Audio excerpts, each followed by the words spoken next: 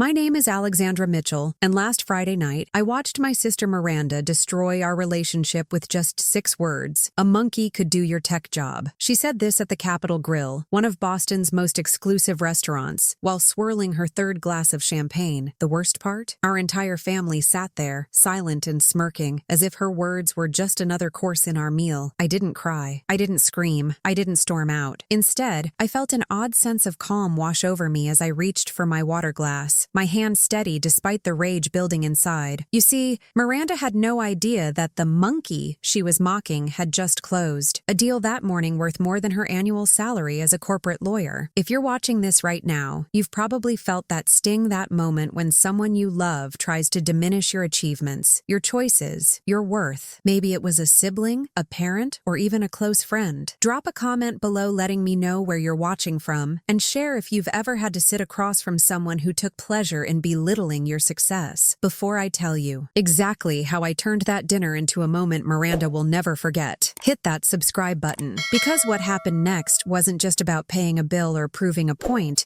it was about finally standing up to years of subtle jabs and calculated humiliation. And trust me, the look on her face when I pulled out my card was worth every penny of that one $200 dinner. But to understand why this moment meant so much, why it wasn't just about one insult at one dinner, I need to take you back to where this story really begins. Because revenge, when served right, isn't just about the moment of victory, it's about the journey that leads to it. Growing up in suburban Boston, Miranda and I shared a bedroom but lived in completely different worlds. While she was the golden child who got straight A's and captained the debate team, I was the quiet one who spent hours taking apart computers and coding basic games. Our parents never quite understood my fascination with technology, but they understood Miranda's path: perfectly law school, prestigious internships, country club connections. I still remember the day I told them I was skipping college to join a tech startup. My father, a partner at his law firm, couldn't hide his disappointment. "You're throwing your life away," he said, while Miranda sat at the dinner table, perfectly poised, already accepted to Harvard Law. My mother just sighed, asking if it wasn't too late to apply to business school instead. The startup paid me $35,000, a year barely enough to share an apartment with 3 roommates in Somerville. Meanwhile, Miranda sailed through law school on our parents' dime, living in a luxury apartment in Cambridge. Every family dinner became a showcase of her achievements, landing a summer associate position, making law review, getting engaged to Thomas, another Harvard law grad. But what they didn't see, what they never bothered to notice, was that while Miranda was following their prescribed path, I was building something of my own. That startup? It got acquired by Google. I moved up quickly, leading development teams, creating solutions that actually changed people's lives. Last year, I made VP of engineering at one of Boston's fastest-growing tech companies. My team of 50 monkeys just secured a $50 million contract. Not that my family cared about any of that. To them, I was still the disappointment who chose computers over courtrooms. Miranda's $180,000 salary at her corporate law firm was prestigious. My 7-figure compensation was lucky. Every success I had was dismissed as a fluke, a trend, or just good timing. The mockery didn't start at that dinner. It had been building for years, each incident adding another brick to the wall between us. Last Christmas, Miranda joked about how I should be fixing everyone's phones since that's what IT people do. When I tried to explain that engineering enterprise software was different, she cut me off with a dismissive wave. "Same thing, really. You just play with computers all day." Then there was my parents' anniversary party, where Miranda introduced me to her law firm colleagues as her quirky sister, who does something with websites. I had just led a team that developed an AI platform revolutionizing medical diagnostics, but to her, I was still the weird kid who preferred laptops to law. Books. Every family gathering became an exercise in restraint. Miranda would hold court,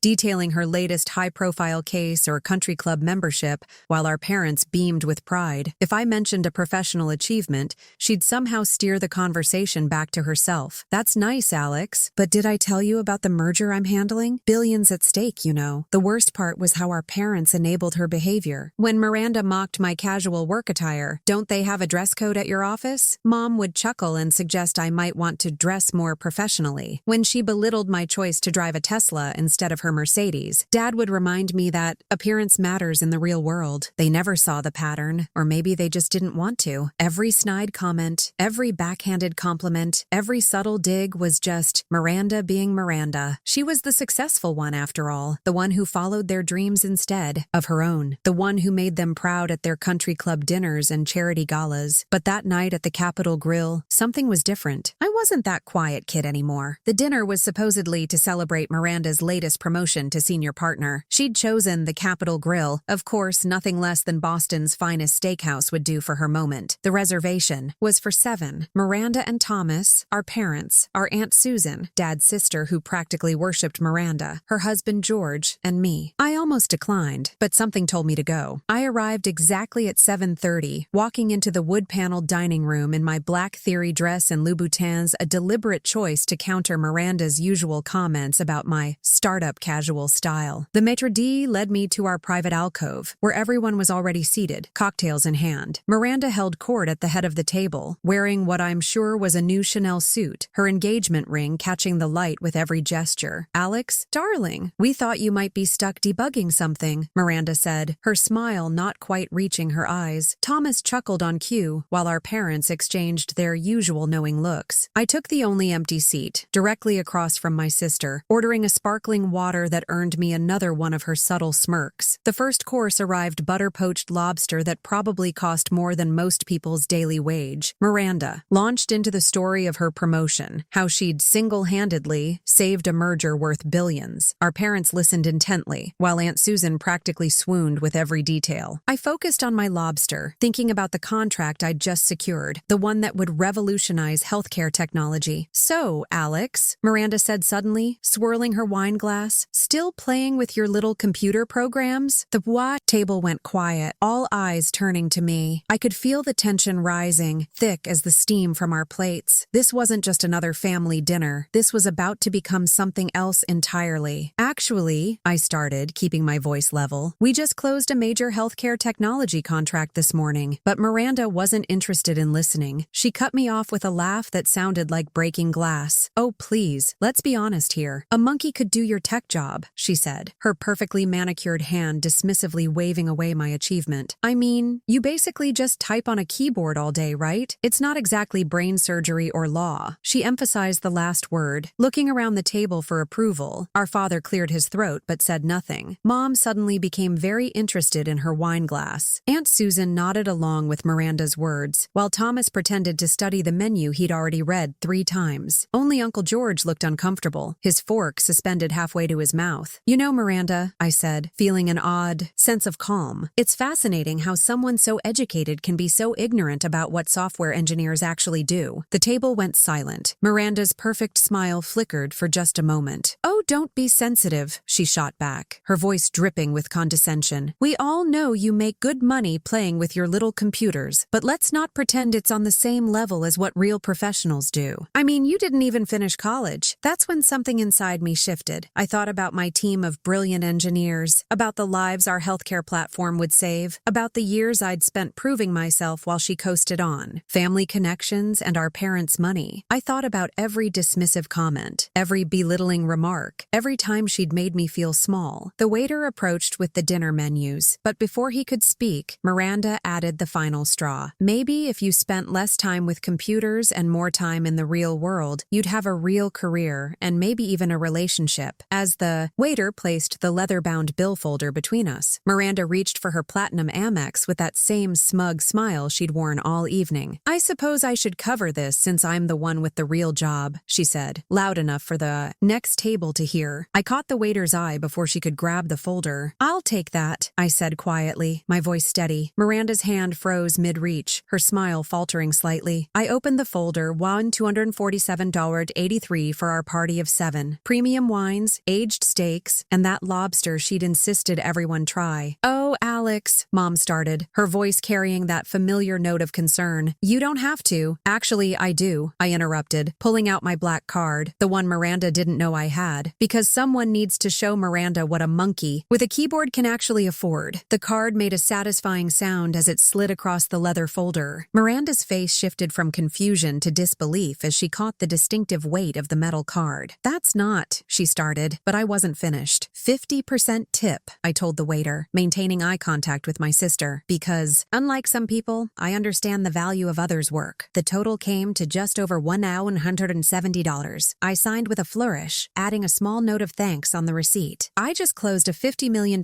contract this morning," I said, standing up and smoothing my dress. "That's million with an M, Miranda. My team of monkeys is revolutionizing healthcare technology while you're pushing papers for corporate mergers. But please, tell me more about real jobs and real careers." The silence at the table was absolute. Miranda's face had gone from pink to white, her perfect composure cracking like thin ice. Our parents sat frozen, while Aunt Susan's mouth hung open in a most unprofessional way. The aftermath was nuclear. Miranda stormed out of the Capital Grille, Thomas trailing behind her like a well-dressed shadow. My mother called the next morning, her voice wavering between disappointment and desperation. "You humiliated your sister," she said. "Was that really necessary?" I let out a laugh that surprised even me. Necessary? Like it was necessary for her to belittle my career for the past decade? To mock my life choices at every family gathering? The line went quiet for a moment. The family text chain exploded. Aunt Susan led the charge, calling me cruel and jealous of Miranda's real success. Dad sent a terse message about family harmony and respecting traditional careers. Even Thomas, who'd never had an original thought in his life, chimed in about professional courtesy. But something unexpected happened too. Uncle George called me privately to say he'd been waiting years for someone to stand up to Miranda. My cousin Rachel, who'd been silent in family debates for years, sent me a heartfelt message about how watching me stand my ground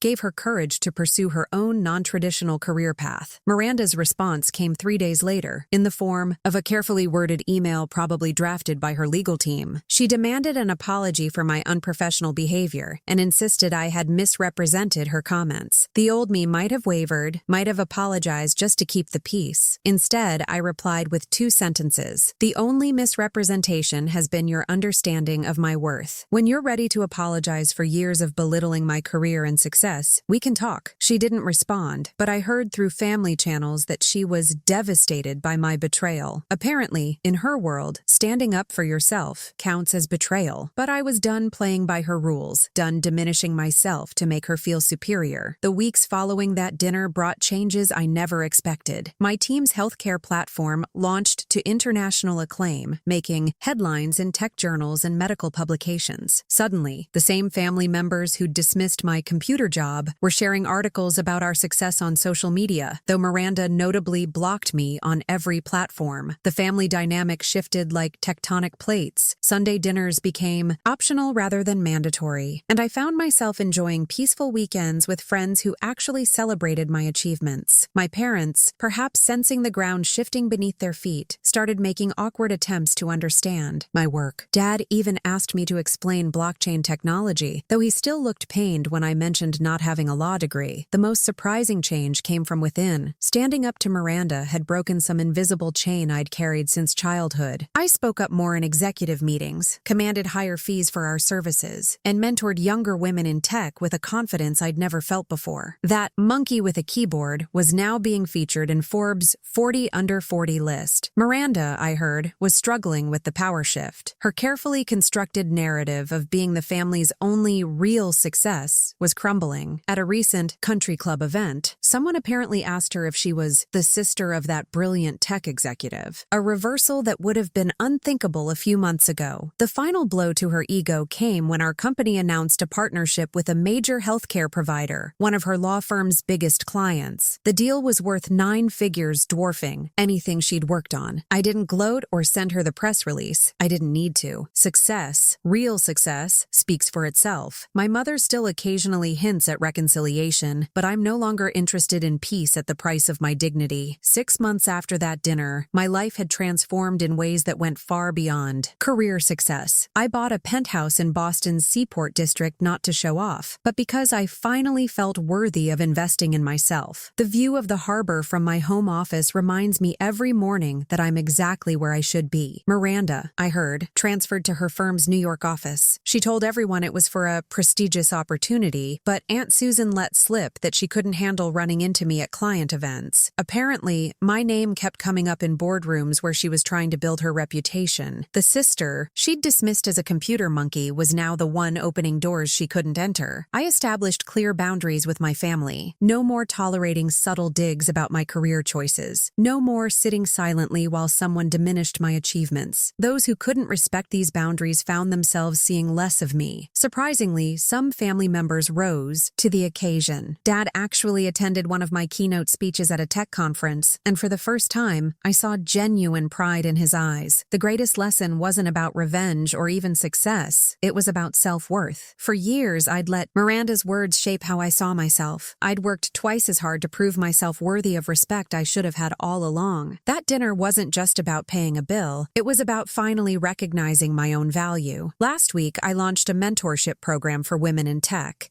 naming it Code Like a Monkey, a little inside joke that turned Miranda's insult into something empowering. We've already helped dozens of young women pursue their dreams in technology, regardless of what their families think is a real career. Looking back now, I realize that night at the Capital Grille wasn't really about Miranda, or even about proving my worth to my family. It was about breaking free from the stories others write for us, about choosing our own definitions of success. Sometimes, the most powerful revenge isn't about getting even, it's about getting ahead and helping others do the same. I still keep that dinner receipt in my desk drawer, not as a trophy, but as a reminder that standing up for yourself isn't just about one moment of triumph, it's about every moment that follows. Every time you refuse to shrink yourself to make others comfortable, every time you choose your own path over others' expectations. My relationship with Miranda may never heal, and I've made peace with that. Some bridges, once burned, shouldn't be rebuilt, but the space where that relationship used to be is now filled with meaningful connections, mentorship opportunities, and the kind of success that comes from being unapologetically yourself. If you're watching this and recognizing your own Miranda, that person who tries to dim your light to make theirs shine brighter, remember this: your worth isn't determined by their understanding of it. Your success doesn't need their validation. And sometimes, the family you choose is more valuable than the family you're born into. Drop a comment below sharing your own story of standing up to someone who underestimated you. Let's build a community where we celebrate each other's unconventional paths to success. Don't forget to like and subscribe for more stories about turning setbacks into comebacks, because at the end of the day, the best revenge isn't just proving them wrong, it's living so well that their opinion becomes irrelevant. And maybe, just maybe, helping someone else find the courage to do the same.